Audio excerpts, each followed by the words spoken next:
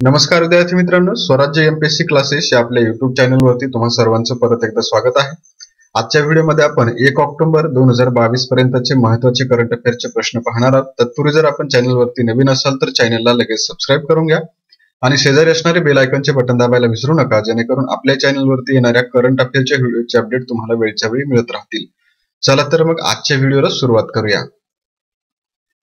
आजचा आपला पहिला प्रश्न आहे, 36व्या राष्ट्रीय क्रीडा स्पर्धांचे उद्घाटन कोणाच्या हस्ते करण्यात आलं आहे? आता 36व्या राष्ट्रीय क्रीडा स्पर्धा ज्या आहेत त्यांचं उद्घाटन नुकतंच भारताचे पंतप्रधान नरेंद्र मोदी यांच्या हस्ते करण्यात आलेलं आहे. म्हणून उत्तर काय येणार आहे? पर्याय क्रमांक दुसरा नरेंद्र मोदी याचं योग्य उत्तर आहे. मग आता आपल्याला या 36व्या क्रीडा स्पर्धांबद्दल माहिती पाहणं गरजेचं आहे. तर या क्रीडा स्पर्धा ज्या आहेत त्या पहिल्यांदाच गुजरात या राज्यामध्ये आयोजित करण्यात येत आहेत. म्हणून गुजरात हे राज्य या वर्षीच्या 36व्या राष्ट्रीय क्रीडा स्पर्धांचं यजमान राज्य आहे, हे लक्षात ठेवायचं. त्यानंतर या स्पर्धा ज्या आहेत त्या एकूण किती शहरांमध्ये आयोजित केल्या जात आहेत, तर या शहरांची नावं पाठ करून ठेवा. त्या म्हणजे एकूण 6 शहरांमध्ये आयोजित करण्यात येणार आहेत. त्यामध्ये अहमदाबाद, सुरत, वडोदरा, राजकोट, भावनगर आणि गांधीनगर या 6 शहरांचा समावेश आहे. त्यानंतर या क्रीडा स्पर्धांचा कालावधी कधी राहणार आहे, तर 29 सप्टेंबर ते 12 ऑक्टोबर 2022 पर्यंत या क्रीडा स्पर्धांचा कालावधी असणार आहे. आणि या क्रीडा स्पर्धांचं उद्घाटन कोणाच्या हस्ते करण्यात आलं, तर भारताचे पंतप्रधान नरेंद्र मोदी यांच्या हस्ते अहमदाबाद या ठिकाणी या क्रीडा स्पर्धांचं उद्घाटन करण्यात आलेलं आहे. या ठिकाणी आपल्यासाठी परत एक महत्त्वाचा पॉइंट तो म्हणजे या वर्षीच्या 36व्या राष्ट्रीय क्रीडा स्पर्धांमध्ये जे क्रीडा प्रकार आहेत त्या क्रीडा प्रकारांची संख्या देखील 36 आहे. त्यामध्ये योगासन आणि मल्लखांब या 2 नवीन क्रीडा प्रकारांचा समावेश करण्यात आलेला आहे. 2 नवीन क्रीडा प्रकार समाविष्ट केल्यामुळे क्रीडा प्रकारांची संख्या 36 झालेली आहे. आणि ह्या 2 क्रीडा प्रकारांची नावं लक्षात ठेवा. पहिलं म्हणजे योगासन आणि दुसरं म्हणजे मल्लखांब. आणि यानंतर या क्रीडा स्पर्धांचा लोगो आपल्याला माहित असला पाहिजे. तो लोगो आहे सरदार वल्लभभाई पटेल यांचा स्टॅच्यू ऑफ युनिटी आणि गिरचा एशियाटिक सिंह, म्हणजे गिरचा जो सिंह आहे आणि सरदार वल्लभभाई पटेल यांचा जो पुतळा आहे, या दोघांचा मिळून एक लोगो तयार करण्यात आलेला आहे.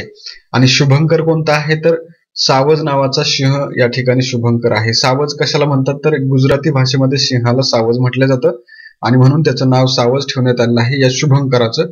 आणि त्याला आपण मराठीमध्ये सिंह असं म्हणतो, म्हणजे सावज हा शब्द गुजराती आहे, हे लक्षात ठेवा.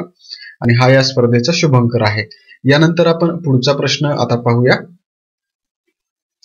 पुढचा प्रश्न आहे, INS सुनयना कोणत्या देशामध्ये आयोजित क्षमता विकसित करण्याच्या सरावामध्ये सहभागी झाली होती? तर मग याचं उत्तर आपल्याला माहित असणं गरजेचं आहे. तर याचं उत्तर आहे सेशल्स या देशामध्ये हा सराव आयोजित करण्यात आला होता आणि त्यामध्ये आपल्या भारताची INS सुनयना ही युद्धनौका सहभागी झाली होती. तर आता याबद्दल आपण माहिती पाहूया. INS सुनयना ही भारतीय युद्धनौका दिनांक 24 ते 27 सप्टेंबर या कालावधीमध्ये सेशल्स या ठिकाणी संयुक्त नागरी दलांच्या कंबाइंड मेरीटाईम फोर्सेस दक्षिण क्षेत्र सुसज्जता मोहिमेनं म्हणजेच ऑपरेशन सदर्न रेडिनेसने आयोजित केलेल्या क्षमता विकसित करण्याच्या सरावामध्ये सहभागी झाली होती. आणि भारतीय नौदलाच्या युद्धनौकेची अशा प्रकारच्या संयुक्त सागरी सरावामध्ये सहभागी होण्याची ही पहिलीच वेळ आहे. तर हे लक्षात ठेवा की भारतीय नौदलाची जी युद्धनौका आहेत त्यांच्यापैकी अशा प्रकारचा जो संयुक्त सागरी सराव असतो त्यामध्ये सहभागी होण्याची पहिलीच वेळ आहे. आणि आपल्याला मग या ठिकाणी हा जो युद्ध सराव आहे किंवा हा जो सराव आहे तो कोणत्या ठिकाणी आयोजित झालेला आहे, तर सेशल्स मध्ये. मग सेशल्स बद्दल माहिती असली पाहिजे. सेशल्स हा जो देश आहे त्याचा खंड आहे आफ्रिका खंडामध्ये तो देश आहे. त्याची राजधानी आहे व्हिक्टोरिया. आणि चलन कोणतं आहे, तर सेशल्स रुपी हे सेशल्सचं चलन आहे. आणि त्याचे अध्यक्ष आपल्याला माहित असले पाहिजे, ते आहेत वावेल रामकलावान. हे देखील लक्षात ठेवायचं आहे. आणि यानंतर आता आपण पुढचा प्रश्न पाहूया. पुढचा प्रश्न आहे, सांस्कृतिक धोरण आणि शाश्वत विकासावर युनेस्कोची जागतिक परिषद मोंडिया कल्ट 2022 कोणत्या ठिकाणी आयोजित करण्यात आली? आता ही जी मोंडिया कल्ट 2022 ची परिषद आहे ती मेक्सिको सिटी या ठिकाणी आयोजित करण्यात आली. म्हणून पर्याय क्रमांक आहे पहिला मेक्सिको सिटी याचं योग्य उत्तर आहे. आता या ठिकाणी ज्या बाबतीमध्ये महत्वाचे मुद्दे आपण समजून घेऊया. सांस्कृतिक धोरण आणि शाश्वत विकासावरची युनेस्कोची जागतिक परिषद आहे तिला मोंडिया कल्ट असं म्हणतात. आणि 2022 ला ही जी परिषद झालेली आहे ही एकूण 3री परिषद आहे. म्हणजे या अगोदर 2 परिषदा झाल्या होत्या आणि त्याच्यामध्ये पहिली परिषद जी झाली होती ती मेक्सिको मध्ये झाली होती 1982 साली. आणि दुसरी मोंडिया कल्ट जागतिक परिषद जी होती ती स्वीडन मधील स्टॉकहोम या ठिकाणी 1998 साली झाली होती. आणि आता 3री मोंडिया कल्ट परिषद जी आहे ती परत मेक्सिकोच्या मेक्सिको सिटीमध्ये 2022 मध्ये आयोजित करण्यात आलेली आहे. आता या परिषदेबद्दल महत्वाची माहिती म्हणजे हिचा कालावधी आहे 28 ते 30 सप्टेंबर 2022 दरम्यान, जी की पार पडलेली आहे. हिचं आयोजन जे आहे ते युनेस्को कडून करण्यात येतं आणि आवृत्ती किती आहे तर 3री आवृत्ती आहे. आणि ही परिषद कशाशी संबंधित आहे तर सांस्कृतिक धोरण आणि शाश्वत विकासावर आधारित मुद्द्यांशी संबंधित ही परिषद आहे. मग या परिषदेला आपल्या भारताकडून कोण उपस्थित राहिलं तर आपल्या भारताकडून भारताचे सांस्कृतिक राज्यमंत्री अर्जुन राम मेघवाल हे या परिषदेला उपस्थित होते. मग या ठिकाणी युनेस्को कडून ही परिषद आयोजित करण्यात येते. तर युनेस्को बद्दल देखील आपण माहिती घेणं गरजेचं असतं. तर युनेस्कोच्या नावाचा फुल फॉर्म पहिल्यांदा आपल्याला लक्षात असला पाहिजे, तो म्हणजे United nations educational scientific and cultural organisation म्हणजेच युनेस्को. आणि युनेस्को ही युनायटेड नेशन्सची एक विशेष एजन्सी आहे, जिचा उद्देश काय आहे तर शिक्षण, कला, विज्ञान आणि संस्कृतीमध्ये आंतरराष्ट्रीय सहकार्याद्वारे जागतिक शांतता आणि सुरक्षितता वाढवणं हा युनेस्कोचा उद्देश आहे. मग युनेस्कोचं मुख्यालय कोणत्या ठिकाणी आहे तर युनेस्कोचं मुख्यालय फ्रान्समधील पॅरिस या ठिकाणी आहे. युनेस्कोची स्थापना कधी झाली? मग युनेस्कोची स्थापना आपल्या पाठ असली पाहिजे. 16 नोव्हेंबर 1945 ला युनेस्को स्थापन झालेली आहे UK मधील लंडन या ठिकाणी. आणि तिचे संस्थापक देश जर आपण पाहिले तर त्यामध्ये आपला भारत जो आहे तो या संस्थेचा संस्थापक देश आहे. त्याचबरोबर युनायटेड स्टेट्स, चीन, फ्रान्स, ब्राझील, मेक्सिको आणि इतर अनेक देशांनी या संस्थेची स्थापना केलेली आहे. आणि हिची पालक संस्था कोणती आहे तर संयुक्त राष्ट्र संघटना ही युनेस्कोची पालक संस्था आहे. अशा प्रकारे या सर्व गोष्टी या ठिकाणी लक्षात ठेवा. आणि यानंतर आता आपण पुढचा प्रश्न पाहूया. पुढचा प्रश्न आहे, भारतीय पुरातत्व सर्वेक्षण या संस्थेला कोणत्या अभयारण्यामध्ये प्राचीन पुरातत्व अवशेष सापडले आहेत?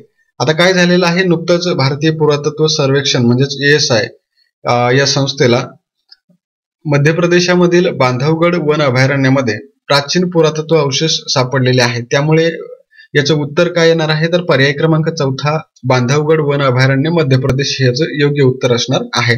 आता याबद्दल आपण माहिती घेऊया. भारतीय पुरातत्व सर्वेक्षणाला मध्य प्रदेशमधील बांधवगड वन अभयारण्यामध्ये प्राचीन पुरातत्व अवशेष सापडलेले आहेत. आणि या अवशेषामध्ये काय काय आहे तर मग कलाचोरी काळामधील 26 प्राचीन मंदिराचे अवशेष त्यामध्ये आहेत. त्यानंतर 26 लेणी सापडलेल्या आहेत, ज्यापैकी बहुतेक लेणी या बौद्ध धर्माशी संबंधित आहेत. त्यानंतर 2 मठ, 2 स्तूप, 24 ब्राह्मी शिलालेख, 46 शिल्प म्हणजेच मूर्ती, 20 विखुरलेले अवशेष आणि 19 पाण्याच्या संरचना या ठिकाणी सापडलेल्या आहेत. तर यामध्ये 46 मूर्ती ज्या आहेत त्यामध्ये एक वराह मूर्ती आहे आणि जी सर्वात मोठ्या मूर्तींपैकी एक आहे. तर अशा प्रकारे त्या ठिकाणी सर्व गोष्टी सापडलेल्या आहेत. तर आपल्याला लक्षात काय ठेवायचं आहे की कोणत्या अभयारण्यामध्ये किंवा कोणत्या ठिकाणी या सापडलेल्या आहेत. आपल्याला आयोगाकडून यावरती महत्वाचा प्रश्न विचारला जाऊ शकतो. आणि भारतीय पुरातत्व सर्वेक्षण संस्था जी आहे तिच्याबद्दल देखील बेसिक माहिती राहू द्या.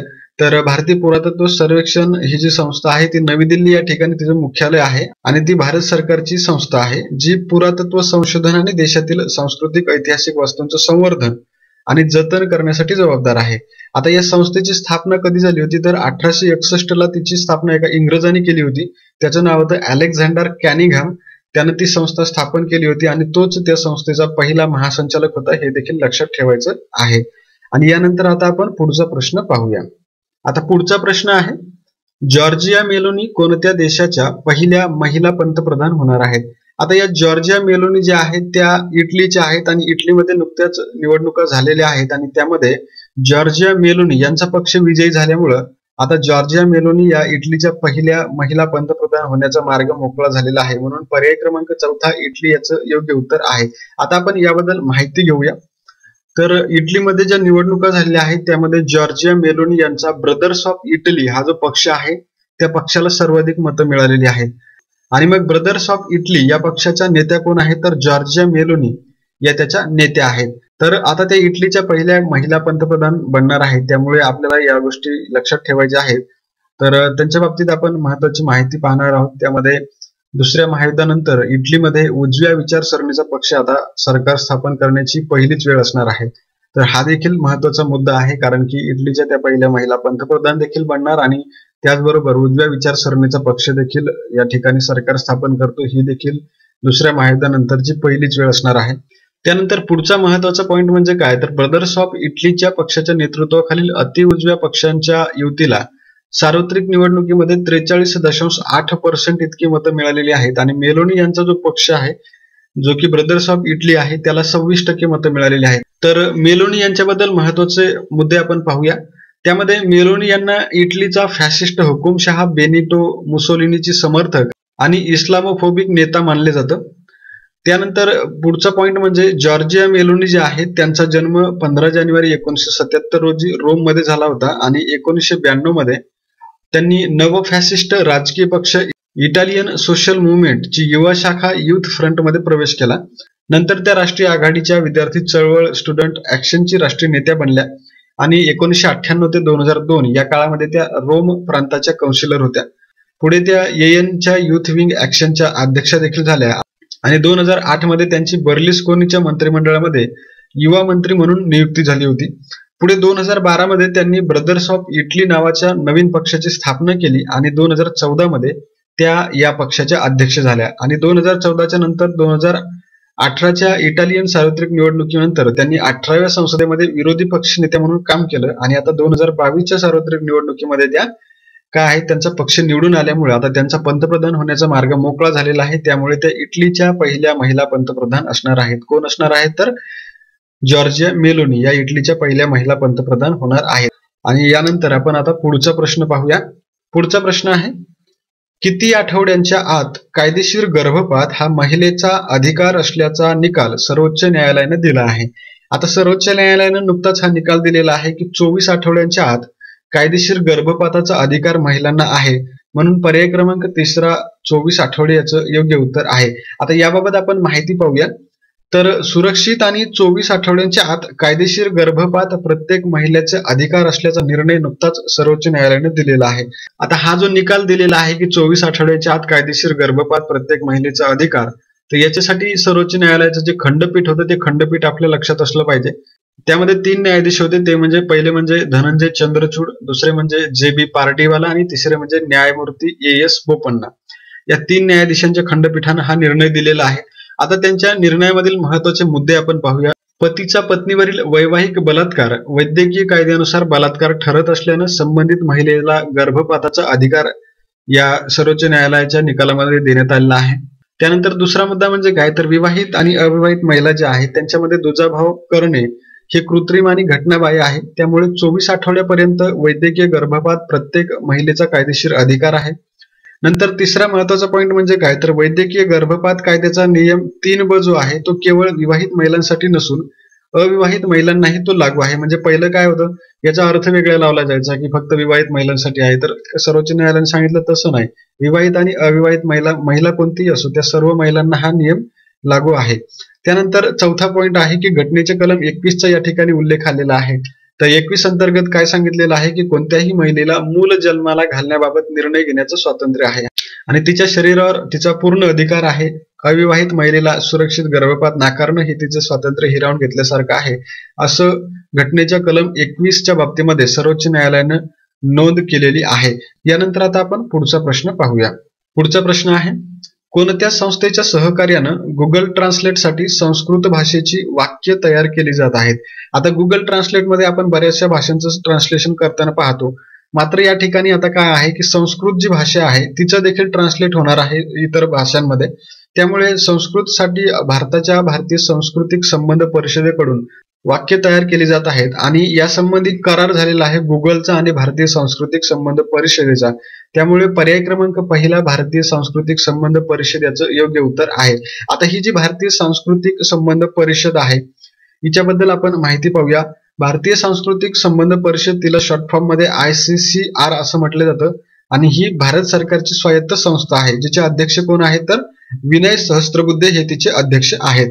या संस्थेची स्थापना कधी झालेली आहे तर 9 एप्रिल 1950 ला भारतीय सांस्कृतिक संबंध परिषदेची स्थापना नवी दिल्लीला झालेली आहे. तिचे संस्थापक अबुल कलाम आझाद होते. मुख्यालय नवी दिल्ली या ठिकाणी असून महासंचालक कोण आहे तर कुमार तुहिन हे तिचे महासंचालक आहेत. तर अशा प्रकारे भारतीय सांस्कृतिक संबंध परिषदेची माहिती लक्षात ठेवा. आणि यानंतर आता आपण पुढचा प्रश्न पाहूया. आता पुढचा प्रश्न आहे, एप्रिल ते जून 2022 या पहिल्या तिमाहीमध्ये भारताच्या चालू खात्यावर किती तूट झाली आहे. तर आता जी एप्रिल ते जून 2022 ची आकडेवारी RBI ने प्रसिद्ध केली आहे त्यानुसार भारतामध्ये भारताच्या चालू खात्यावर जी तूट आहे ती 2.8% झालेली आहे. त्यामुळे पर्याय क्रमांक 3 याचं योग्य उत्तर आहे. आता त्याच्याबद्दल आपण माहिती पाहूया. भारताच्या चालू खात्यावरील तुटीची आकडेवारी रिझर्व्ह बँकेने नुकतीच जाहीर केली असून यानुसार चालू आर्थिक वर्षाच्या एप्रिल ते जून 2022 या पहिल्या तिमाहीमध्ये चालू खात्यावर तूट जी आहे ती वाढलेली आहे आणि ती जीडीपीच्या 2.8% म्हणजे 23.9 अब्ज अमेरिकी डॉलर एवढी वाढलेली आहे. आता याच्यामध्ये पुढची महत्वाची माहिती म्हणजे काय, तर जानेवारी ते मार्च ही जी तिमाही होती 2022 या वर्षाची, त्यामध्ये चालू खात्यावरची तूट ही जीडीपीच्या 1.5% होती, म्हणजे 1.5% होती आणि त्यामध्ये 13.4 अब्ज अमेरिकी डॉलर ती एवढी डॉलरच्या बाबतीमध्ये होती. मग आता किती झाली आहे, तर 23.9 अब्ज अमेरिकी डॉलर पर्यंत ती वाढलेली आहे आणि टक्केवारीच्या बाबतीमध्ये 1.5%वरून 2.8% पर्यंत तिच्यामध्ये वाढ झालेली आहे मागच्या तिमाहीच्या तुलनेमध्ये या तिमाहीमध्ये. त्यानंतर गेल्या वर्षी जर आपण एप्रिल ते जून 2021 या तिमाहीमधील आकडेवारी जर पाहिली तर त्यावेळेस भारताच्या चालू खात्यावर 6.6 अब्ज डॉलरचा अधिशेष होता, म्हणजे 6.6 अब्ज डॉलर शिल्लक होते आपल्याकडे चालू खात्यावरती आणि जीडीपीच्या तुलनेमध्ये शिल्लक किती होती, तर 0.9% एवढी शिल्लक त्यावेळेस होती 2021च्या एप्रिल ते जून या तिमाहीमध्ये. आता काय झालेलं आहे, तर आता तूट झालेली आहे, 2.8% तूट झालेली आहे आणि 23.9 अब्ज अमेरिकी डॉलर एवढं ते त्याचा आकार आहे. मग आता याच्यामध्ये आपल्याला लक्षात येतं की एका वर्षामध्ये जो अधिशेष होता म्हणजे जे शिल्लक होतं ते शिल्लकीचं आता तुटीमध्ये रूपांतर झालेलं आहे. मग यामागची कारणं आपल्याला माहित असली पाहिजे की कशामुळे तूट झालेली आहे. तर तूट होण्याचं कारण महत्वाचं लक्षात ठेवा, रशिया आणि युक्रेनचं जे युद्ध सुरू आहे त्यामुळे पुरवठा साखळीमध्ये तुटवडा निर्माण झालेला आहे आणि पुरवठा साखळीमध्ये तुटवडा निर्माण झाल्यामुळे आयात होणाऱ्या ज्या वस्तू आहेत त्या महागलेल्या आहेत आणि आयात वस्तू महागल्यामुळे आपल्याकडचं जे परकीय चलन आहे ते जास्त प्रमाणामध्ये खर्च होत आहे आणि त्याच्याच परिणामी आपल्या आयात निर्यातीचा जो समतोल आहे तो बिघडलेला आहे आणि म्हणून या ठिकाणी तूट निर्माण झालेली आहे, हे लक्षात ठेवायचं आहे.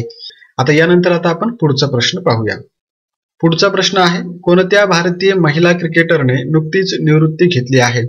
तर भारताच्या झुलन गोस्वामी या महिला क्रिकेटरनं नुकतीच निवृत्ती घेतलेली आहे, म्हणून पर्याय क्रमांक 2 याचं योग्य उत्तर आहे झुलन गोस्वामी. आता झुलन गोस्वामी जी आहे तिच्याबद्दल आपल्याला बरेचसे मुद्दे लक्षात ठेवायचे आहेत, म्हणजेच हिच्या बाबतीमध्ये बरेचसे गोष्टी आपल्याला महत्वाच्या आहेत. त्यामध्ये झुलन गोस्वामी जी आहे ती भारतीय महिला क्रिकेटर होती. तिनं 204 सामन्यामध्ये 255 विकेट्स घेऊन तिच्या कारकिर्दीचा समारोप केलेला आहे आणि झुलननं ही जी कामगिरी केलेली आहे ती भारतासाठी तिच्या अंतिम सामन्यामध्ये तिनं 2 विकेट मिळवल्या आणि ज्यामुळे त्यांनी इंग्लंडला 16 धावांनी पराभूत केलं आणि 169 धावांचं लक्ष्य त्या ठिकाणी राखलेलं आहे. तर शेवटचा सामना ती इंग्लंडच्या विरुद्ध खेळलेली आहे, हे लक्षात ठेवा. त्याच्यानंतर महत्वाचा पॉइंट म्हणजे झुलनच्या संबंधित जे महत्वाचे मुद्दे आहेत ते देखील आपण पाहणं गरजेचं आहे. तर झुलन गोस्वामीची जी कारकीर्द होती ती 2002 ते 2022 या दरम्यान तिची कारकीर्द राहिलेली आहे. त्यामध्ये 2008 ते 2011 पर्यंत ती भारतीय महिला संघाची कर्णधार होती. त्यानंतर महिलांच्या एकदिवसीय आंतरराष्ट्रीय क्रिकेटमध्ये तिच्या नावावरती सर्वाधिक विकेटचा जो विक्रम आहे तो तिच्या नावावरती आहे. तिने सर्वाधिक 255 विकेट्स त्या ठिकाणी घेतलेले आहेत. नंतर 2012 मध्ये झुलन गोस्वामीला पद्मश्री पुरस्कार मिळाला होता आणि ती अशा प्रकारे पद्मश्री पुरस्कार मिळवणारी डायना एडलजी यांच्यानंतर दुसरी भारतीय महिला क्रिकेटपटू ठरली होती. त्यानंतर पुढचा पॉइंट म्हणजे 7 फेब्रुवारी 2018 ला एकदिवसीय क्रिकेटमध्ये 200 बळी घेणारी पहिली महिला क्रिकेटपटू देखील झुलन गोस्वामी ठरली होती. नंतर एप्रिल 2018 मध्ये तिच्या सन्मानार्थ भारत सरकारनं भारतीय टपाल तिकीट जारी केलं होतं. त्यानंतर 2022 मध्ये लिन फुलस्टनच्या मागील विक्रमाला मागे टाकत महिला विश्वचषकामध्ये सर्वाधिक विकेट घेणारी खेळाडू झुलन गोस्वामी बनली होती. त्यानंतर एकदिवसीय क्रिकेट मधला 255 विकेटचा विक्रम देखील झुलन गोस्वामीच्या नावावरती आहे. तर हे मुद्दे झुलन गोस्वामीच्या बाबतीमध्ये आपल्याला लक्षात ठेवणं गरजेचं आहे. त्यानंतर तिच्या नावाने चकदाह एक्सप्रेस या नावाने तिच्यावर एक बायोपिक देखील तयार केला जात आहे. आता झुलन गोस्वामीला चकदाह एक्सप्रेस या नावाने देखील ओळखलं जात होतं, हे देखील लक्षात ठेवा आणि तिला मिळालेले पुरस्कार देखील लक्षात ठेवा. त्यामध्ये 2007 साली ICC महिला क्रिकेटर ऑफ द इयर हा पुरस्कार मिळाला. नंतर 2010 साली अर्जुन पुरस्कार मिळाला आणि 2012 साली पद्मश्री पुरस्कार मिळाला. तर अशा प्रकारे झुलन गोस्वामीच्या बाबतीमध्ये महत्वाचे मुद्दे आहेत. आणि यानंतर आता आपण पुढचा प्रश्न पाहूया. पुढचा प्रश्न आहे, आचार्य बालकृष्ण यांच्या नेतृत्वामध्ये हिमालयातील शोधलेल्या 3 शिखरांना कोणती नावं देण्यात आली आहेत? आता हे जे पतंजलीचे आचार्य बालकृष्ण आहेत त्यांच्या नेतृत्वाखाली नुकतंच हिमालयामधील 3 शिखरांचा शोध लावण्यात आलेला आहे. म्हणजेच काय, तर ह्या शिखरांना एकतर या शिखरांवरती आतापर्यंत कोणी गेलं नव्हतं आणि त्या शिखरांना नावं देण्यात आली नव्हती. तर या शिखरांना आता नावं देण्यात आली आहेत आणि त्या शिखरांवरती चढाई करण्याचं काम कोणी केलं आहे तर आचार्य बालकृष्ण हे त्या शिखरांवरती गेले होते. त्यांनी त्या ठिकाणी आयुर्वेदिक वनस्पतींचा शोध देखील लावलेला आहे.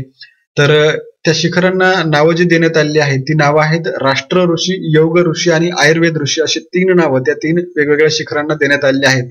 म्हणून पर्याय क्रमांक 4 वरील सर्व याचं योग्य उत्तर आहे. आता याबाबत महत्वाची माहिती लक्षात ठेवा. ह्या 3 शिखरांची नावं राष्ट्र ऋषी, योग ऋषी, आयुर्वेद ऋषी अशी आहेत आणि या शिखरांच्या मध्ये असलेल्या ग्लेशियरला देखील नाव देण्यात आलेलं आहे. त्याचं नाव आहे ऋषीबामक असं त्या ग्लेशियरला नाव देण्यात आलेलं आहे. आणि ही जी शिखरं आहेत ती किती हजार मीटर उंच आहे तर ती 6000 मीटर पेक्षा अधिक उंचीची शिखरं आहेत, ज्याचा शोध आचार्य बालकृष्ण यांनी लावलेला आहे. आणि ते कशाशी संबंधित आहेत तर पतंजली हा जो ब्रँड आहे त्याच्याशी संबंधित आहेत आचार्य बालकृष्ण. आणि त्यांनी ही जी शिखरं आहेत ती गंगोत्रीच्या गोमुख परिसरामध्ये शोधलेली आहेत, हे देखील लक्षात ठेवायचं आहे. त्याचबरोबर या ठिकाणी महत्वाचा मुद्दा म्हणजे काय तर 1981 साली भारत आणि फ्रान्स यांच्या संयुक्त पथकानं या शिखरांवर चढाईचा प्रयत्न केला होता, मात्र तो यशस्वी झाला नाही.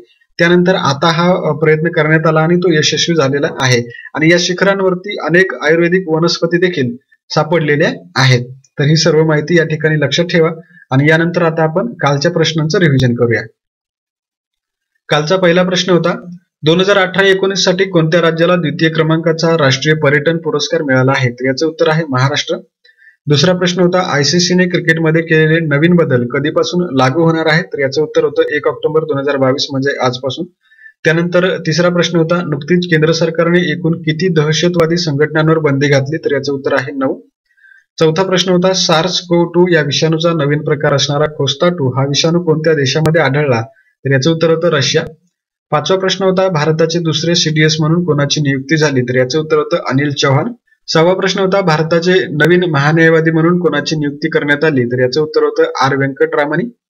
सातवा प्रश्न होता आर व्यंकटरामणी यांची भारताचे कितवे महान्यायवादी म्हणून नियुक्ती झाली तर याचं उत्तर होतं 16वे. आठवा प्रश्न होता फिफाने कोणत्या भारतीय फुटबॉल खेळाडूचा 3 भागांची विशेष मालिका प्रसिद्ध करून सन्मान केला तर याचं उत्तर होतं सुनील छेत्री. नववा प्रश्न होता कुनू अभयारण्यामध्ये चित्ता संरक्षक म्हणून कोणाची नियुक्ती करण्यात आली तर याचं उत्तर होतं रमेश सिंह सिकरवार. आणि 10वा प्रश्न होता महाराष्ट्रातील दौलताबाद किल्ल्याचं नवीन नाव कोणतं ठेवण्यात येणार तर याचं उत्तर होतं देवगिरी. तर विद्यार्थी मित्रांनो अशा प्रकारे आपला आजचा व्हिडिओ होता. आणि यानंतर आता आपण कालच्या सराव प्रश्नाचं उत्तर पाहूया. तर कालचा सराव प्रश्न होता 2018-19 साठी कोणत्या राज्याला प्रथम क्रमांकाचा राष्ट्रीय पर्यटन पुरस्कार मिळाला तर याचं उत्तर आहे उत्तराखंड या राज्याला पहिल्या क्रमांकाचा पर्यटन पुरस्कार मिळालेला आहे. आणि यानंतर आजचा जो प्रश्न आहे तो खाली दिलेला आहे. यातलं जे काही योग्य विधान असेल किंवा योग्य पर्याय असेल तो तुम्ही कमेंट बॉक्समध्ये सांगायचा आहे. आणि याचबरोबर आपला आजचा व्हिडिओ संपलेला आहे. व्हिडिओ आवडला असल्यास व्हिडिओला लाईक, शेअर, सबस्क्राईब करायला विसरू नका. आणि आपण भेटूया अशाच एका नवीन व्हिडिओमध्ये. तोपर्यंत जय हिंद, जय महाराष्ट्र.